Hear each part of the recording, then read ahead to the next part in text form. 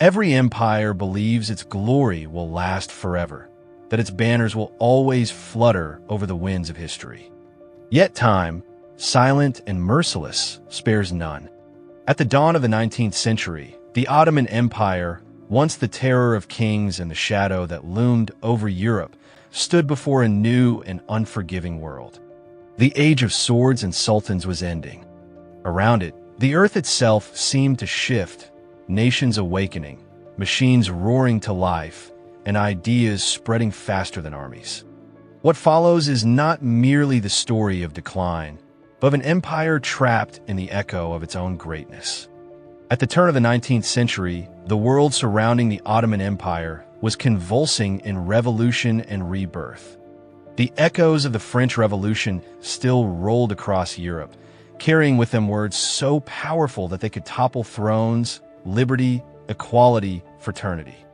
These were not just ideals, they were fire. They leapt across borders, igniting minds in Italy, Germany, and the Balkans, tearing apart the old order built on feudal obedience and divine monarchy. Kings were dethroned, churches shaken, and empires forced to reckon with the terrifying concept that people, not bloodlines, could command destiny. In the Balkans, those ancient mountains that had long endured under imperial rule, new voices began to rise. The Serbs, the Greeks, the Bulgarians, and the Romanians each began to rediscover themselves as nations, not subjects.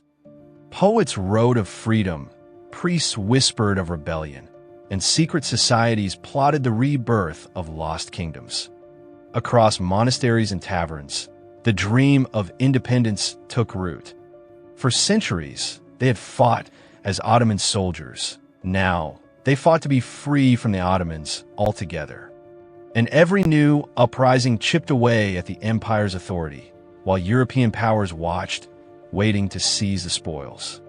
Meanwhile, to the west, a different kind of revolution was transforming the world, one not fought with muskets or banners, but with engines and steam. In the factories of Britain and France, men harnessed iron, coal, and fire to create machines that could outproduce entire nations.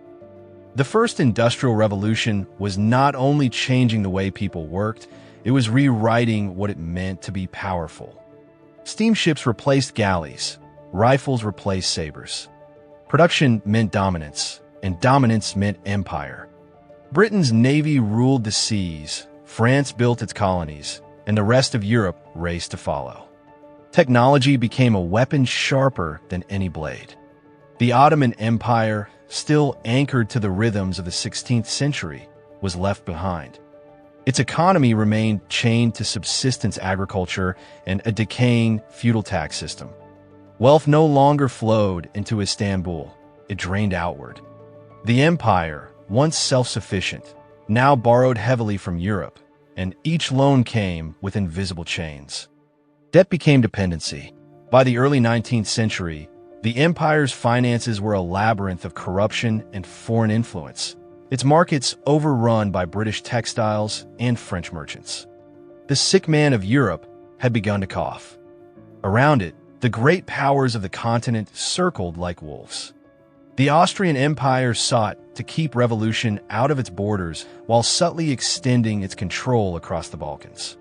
Russia, claiming to be the heir of Byzantium, dreamed of reclaiming Constantinople and gaining access to the Mediterranean, the holy grail of trade and power. The Tsars encouraged orthodox unrest within Ottoman lands, sending priests as diplomats and weapons disguised as gifts. Britain coveted Egypt and the Suez, the golden artery that connected London to its empire in India. France, eager to restore its former grandeur, turned to North Africa. Each power drew invisible lines across the Ottoman map, preparing for the day the empire would finally collapse. Within the empire, decay spread like a slow poison. From the Danube frontier to the deserts of Mesopotamia, the Ottoman administrative web had turned into a tangle of corruption, bribes, and betrayal. Provincial governors, once servants of the Sultan, had become small monarchs in their own right, collecting taxes as personal tribute and ruling their provinces as family fiefdoms. The treasury bled dry while the court drowned in luxury. Ministers grew rich, soldiers went unpaid, and peasants starved in silence. The empire's own structure had become its greatest enemy. The army, the heart of Ottoman might, no longer fought. It was a hollow relic, weighed down by memory rather than strength. Promotions were bought, not earned. Officers were chosen for loyalty, not talent. Every attempt at modernization met the same fate, strangled by conservative factions terrified of losing their privilege. Even when reformers emerged, inspired by Western models of progress, they found themselves crushed by the old guard.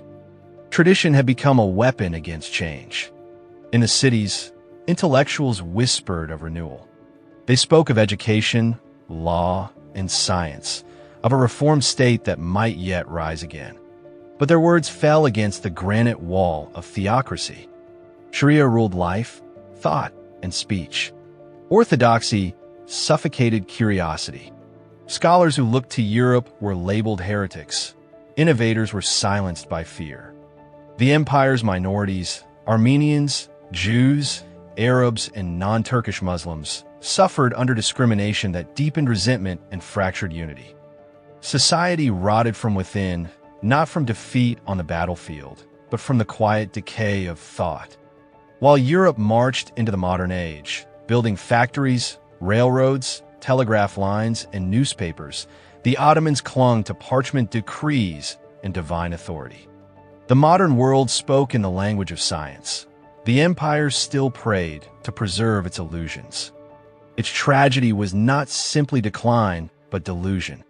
The Ottomans had cannons and muskets, but no reformers with the courage to use them for change. They had the weapons of the new age, but not the minds. And when the storm of history swept through, they stood still, believing stillness was safety. Yet the true rout was not in the palaces or the ministries. It was in the barracks. The Janissaries, the once legendary guardians of the Sultan, had become a plague upon the empire they swore to protect. For centuries, they had been its sharpest sword, its most disciplined force. Born from the Devshirme system, Christian boys taken from the Balkans and remade as soldiers of Islam. They were raised to know no life but war, no master but the Sultan. They had been the ghosts that haunted Europe, the conquerors of Varna, the stormers of Constantinople, the thunder at the gates of Vienna. But glory is a fragile thing. Over time, the Janissaries forgot what had made them great. Discipline turned into arrogance, devotion into greed. They stopped training and started scheming. They became merchants, tavern keepers, and political power brokers, warriors in name only. Their barracks echoed, not with the sound of drills, but of drunken songs and the clinking of stolen coins. By the late 16th century, as Europe reinvented warfare with gunpowder and strategy, the Janissaries clung to their curved swords and ancient drums, convinced that old glory was eternal. But at Lepanto in 1571, the illusion shattered. The combined Christian fleet of Spain and Venice annihilated the Ottoman navy. More than 200 ships burned, 20,000 soldiers drowned, their drums sinking beneath the waves. It was the first time the empire had been truly broken at sea. The world watched in shock and awe as the invincible Ottomans bled. The following century brought more humiliation. In the Great Turkish War of 1683-1699, the Janissaries met their match not in courage but in technology. At the Siege of Vienna, they faced modern artillery and disciplined European armies. King Jan Sobieski of Poland led the charge that shattered their lines. The Ottoman dream of expansion died that day under a storm of cannon fire. They had charged into the future with the weapons of the past, and the past finally buried them. By the 19th century, the empire that had once stretched across 3 continents was adrift, caught between a world it no longer understood and a past it could not abandon. The Ottoman twilight had begun, and the long shadow it cast would darken the century to come. At the end of the 17th century, the Ottoman Empire's military pride met its own shadow. 2 years after the disastrous siege of Vienna, the Janissaries faced another humiliation. this time on the same plains where their ancestors had once triumphed. At Mohacs in 1687, the very soil that had witnessed Ottoman glory became a graveyard for it. The Austrian army hunted them down without mercy, their bodies drifted by the thousands in the dark waters of the Drava River. The army was shattered, its spirit broken, and for the first time in the empire's long and bloody history, the Janissaries did not fight. In despair, they turned their blades inward. The Grand Vizier was cut down by his own troops, and Sultan Mahmud IV was overthrown in the chaos. What had once been the empire's shield had transformed into a dagger. The Ottoman army was no longer a force of war, but a machine of rebellion, a political monster devouring its masters. When the Treaty of Karlowitz was signed in 1699, it was as if the empire's map had been torn to pieces. Hungary and Transylvania were ceded to the Habsburgs, Podolia to Poland, Azov to Russia. It was a geopolitical disaster the empire had never known before, a moment when the Ottomans ceased to expand and began merely to negotiate, not to gain, but to lose more slowly. The age of conquest was over. But while the world changed, the Janissaries refused to. They clung to their swords and old privileges like relics of a vanished age. Firearms, they claimed, were unmanly. They demanded wives, land, and inheritance rights, everything a professional army should never have. From a disciplined brotherhood, they became a hereditary caste of privilege. Bribery and corruption became their new weapons. Paper soldiers, Janissaries who had never seen a battlefield, flooded the payrolls by the tens of thousands, draining the treasury dry. By the 18th century, the elite corps that once stormed Constantinople had become a bloated parasitic guild.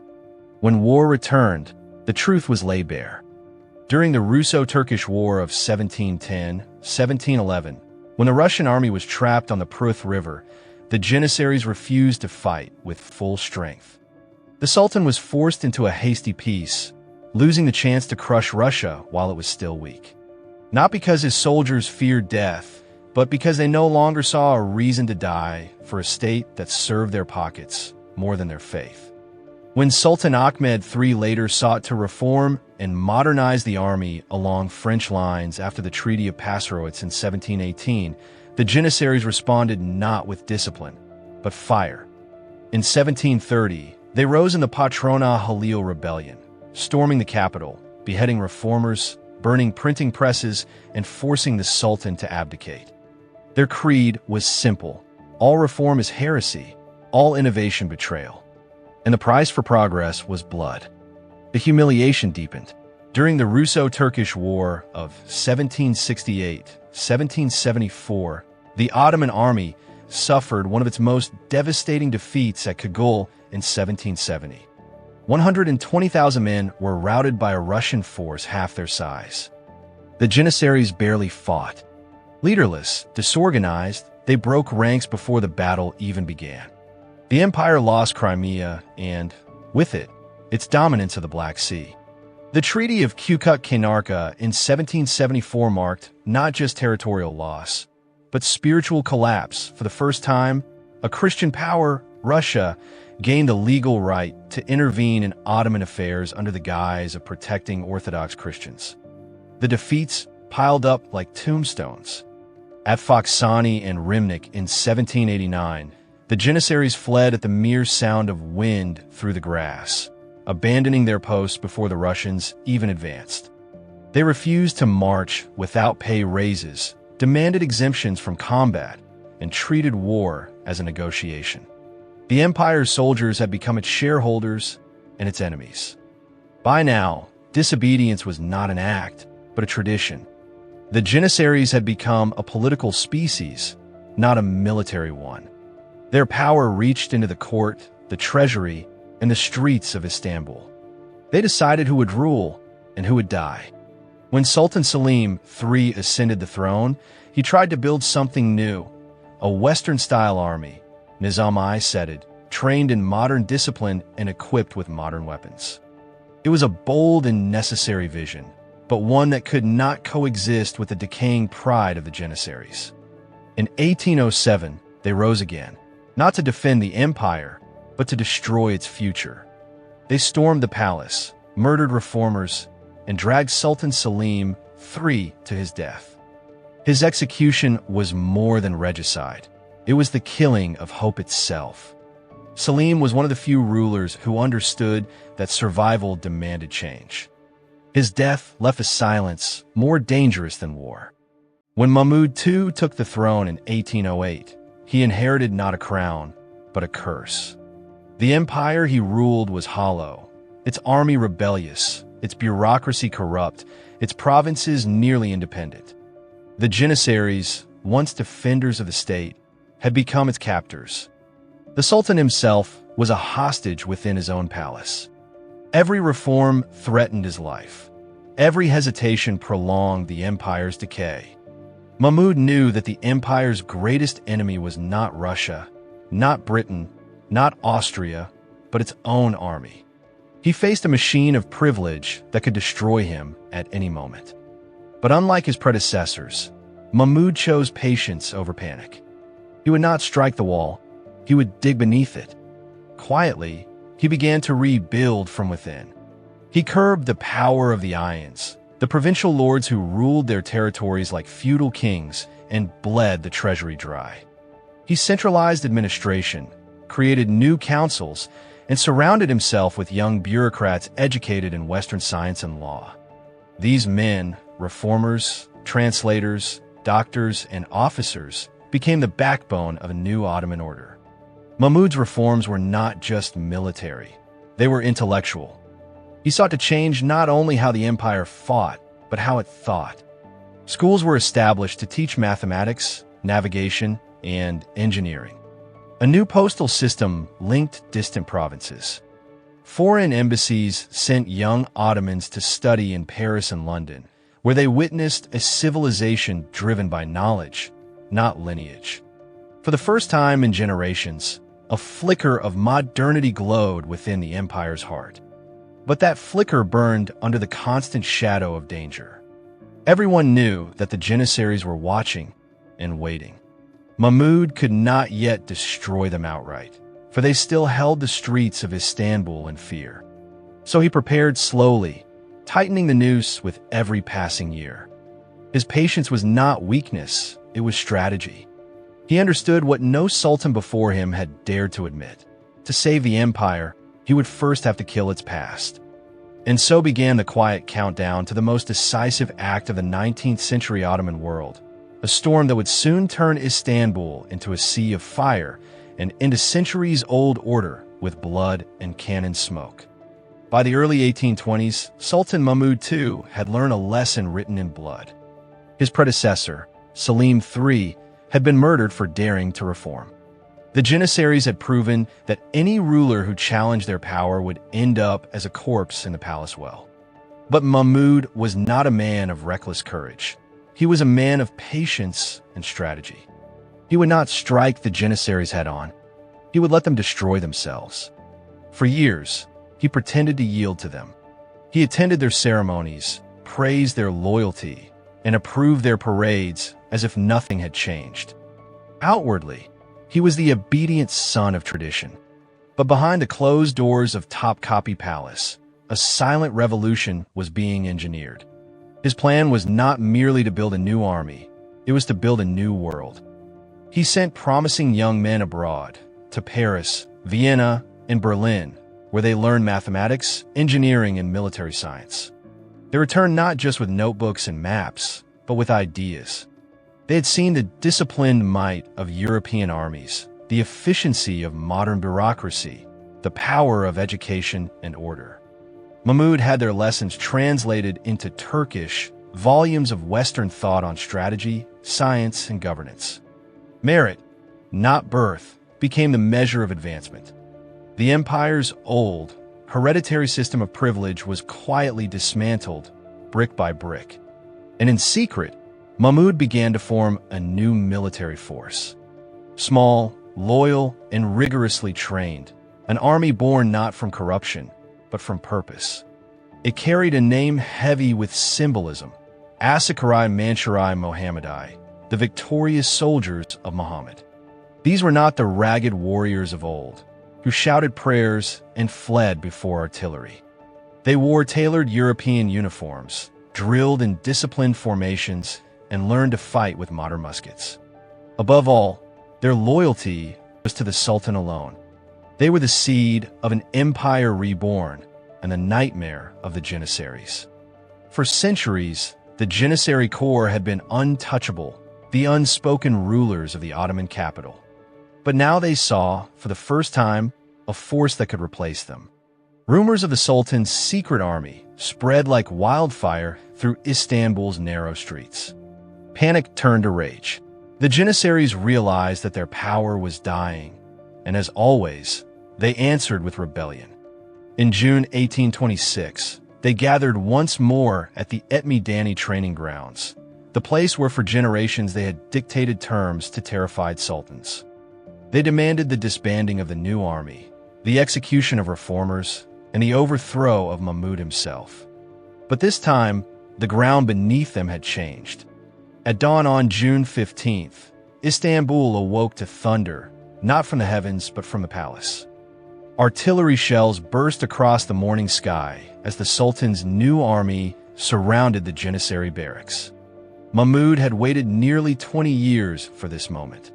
There would be no negotiation, no trembling ministers, no desperate compromise. When the first cannon fired, history itself seemed to recoil. The Janissaries' barracks became an inferno, gunpowder stores exploded, and flames devoured their banners. Those who fled were hunted through the alleys of the city. By nightfall, the corps that had once shaken Europe with its drums was silent. In the following days, Mahmud's soldiers combed the city, arresting anyone tied to the Janissaries, soldiers, officers, even families. The executions were swift and merciless. The Bektashi dervishes, a mystical order bound to the Janissaries by centuries of tradition, were also targeted. Their lodges were shut down, their lands seized, their followers scattered into exile. Within a week, the once invincible Janissary Corps, a force of over 100,000 men, was erased from existence. No peace treaties, no reforms, no appeals. Only fire, iron, and finality. The Sultan's decree that followed was blunt. The Janissaries were traitors to faith and empire. Their name, their ranks, and their history were to be erased forever. From the ashes of that destruction, Mahmud II proclaimed the birth of a new, modern army, Vaka-i Hayriye, now not a secret, but the official armed force of the Ottoman state. The purge was remembered by a name chosen with careful irony, Vaka-i Hayriye, the fortunate event. Fortunate, not because it was bloodless, but because for the first time in centuries, the empire had cut out the disease that had been devouring its heart. Yet the price of this fortunate event was immense. The elimination of the Janissaries shattered centuries of hierarchy, leaving the empire's political, social, and cultural order in disarray. Mahmud had destroyed the old guardians of tradition, but he still lacked the foundations of a truly modern state. Provincial lords resisted central authority. Bureaucrats still traded bribes like currency. European empires, Britain, France, Russia, and Austria, watched the Ottoman transformation with cold interest, using diplomacy and debt to keep the empire weak. The educated class that Mahmud nurtured was small and fragile, divided between cautious reformers and fearful conservatives. The Sultan himself became the bridge between two incompatible worlds, the medieval and the modern. To move too quickly was to risk rebellion. To move too slowly was to invite collapse. So he balanced on a knife's edge. He introduced conscription, built schools of engineering and medicine, reorganized the postal service, and hired European advisors to reshape the army and the bureaucracy. Power was centralized as never before. The local warlords, the Ayans, were subdued or eliminated. Slowly, painfully, the machinery of a modern state began to take shape. These reforms laid the foundation for what history would later call the Tanzimat Era, the Age of Reorganization. It sought to fuse the old and the new, faith and reason, Islam and science, tradition and progress. It was an attempt to save an empire not through conquest, but through reform. But modernization had its cost. The Sultan's power became more absolute than ever. With the Janissaries gone, no internal force remained to balance the throne. Many in the population, especially those tied to the traditional soldier class, resented the loss of the old ways. Uprisings flared in distant provinces. The Ottoman state, though more centralized, was constantly fighting to maintain stability while facing an increasingly powerful and industrialized Europe. And yet, despite these storms, the fortunate event had achieved something extraordinary. It had forced the empire to confront itself, to admit that survival demanded transformation. The destruction of the Janissaries was not merely a military act. It was an act of rebirth. It allowed Mahmud II and those who followed him to rebuild the Ottoman state on new foundations: discipline, education, law, and modern administration. In time, these reforms would echo through the Tanzimat edicts, the constitutional experiments of the late 19th century, and even into the final days of the empire. But history is cruel to those who begin too late. The Ottomans, though awakened, could not outrun the tide of change sweeping across the industrial world. Nationalist revolts, European rivalries, and new wars would continue to batter the empire until it finally collapsed after the First World War. Yet the legacy of Mahmud II's revolution endured. The day the cannons fired at Etmeydanı marked more than the end of the Janissaries. It marked the rebirth of an empire struggling to breathe in a modern age. In the smoke and fire of that dawn, the Ottoman Empire began its last, defiant march toward the future.